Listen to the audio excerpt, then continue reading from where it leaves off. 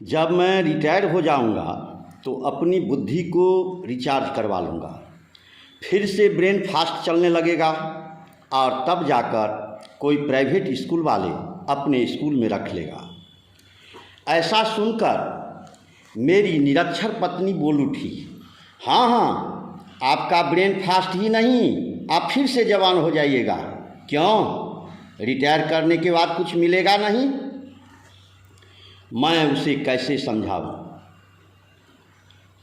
कैसे समझाऊं कि मेरी बहाली 2007 ईस्वी में पटना में स्थित बुद्धि के पावर हाउस से हुआ।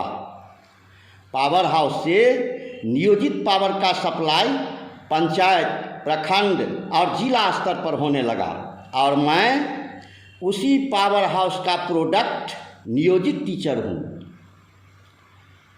मैं बैठा नहीं रहता हूँ।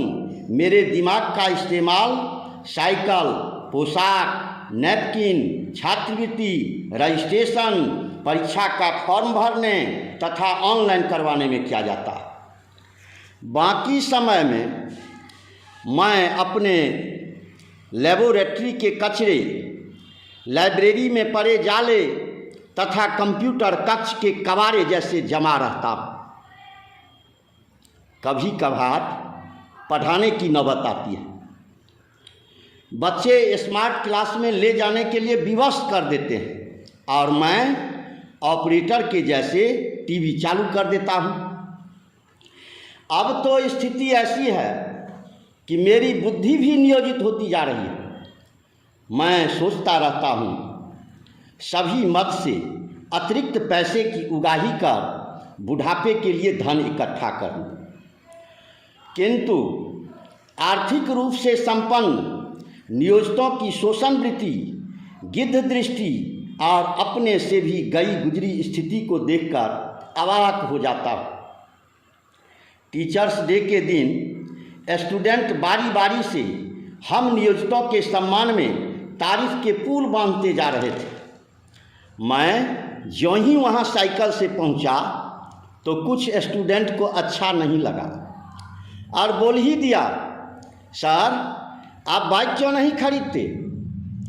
इन होनहार बच्चों का कहना जायज़ था।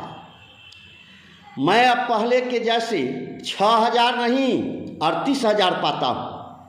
सेठ साहूकार के उधार और कर्ज के पैसे चुकता कर दिया। अब क्या? अब तो सिर्फ एक कन्यादान और 5 साल की नौकरी बची है। तब तक सुधीर बाबू, जो मेरे विद्यालय में वेतनमान वाले चपरासी हैं, मुझे प्रणाम करते हुए सामने की कुर्सी पर बैठ जाते हैं। मैं दिखावटी मुस्कान से बच्चों के प्रोग्राम को देखता हूँ और सोचता हूँ यही कुछ विद्यार्थी रेगुलर क्लास आते हैं, कभी लाइब्रेरी, कभी लेबोरेटरी, कभी जिम के नहीं खुलने की शिकायत करते हैं। लड़कियां अलग शिकायत करती है, सर उस लड़के ने मुझे ऐसा कहा, सर इस लड़के ने मुझे देखकर ऐसा किया। आज घर से आते समय रास्ते में रोककर कुछ पेरेंट्स ने बताया, सर उसे समझा दीजिए, नंबर 1 लफुआ है, डर के मारे इधर बैग तेज करके भाग जाता है, कब तक भागेगा? मैं अंधे धृतराष्ट्र की भांति अपने दुर्योधन की शिकायत से उत्पन्न क्रोध को पीने के लिए विवश हूँ। क्या करूँ? ज़्यादातर ऐसे ही प्रयोजन वाले बच्चे रेगुलर हैं, इसलिए इन्हें ही अपना मानता हूँ और अपने कलयुगी कृष्ण में कामयाबी की संभावना देखता हूँ।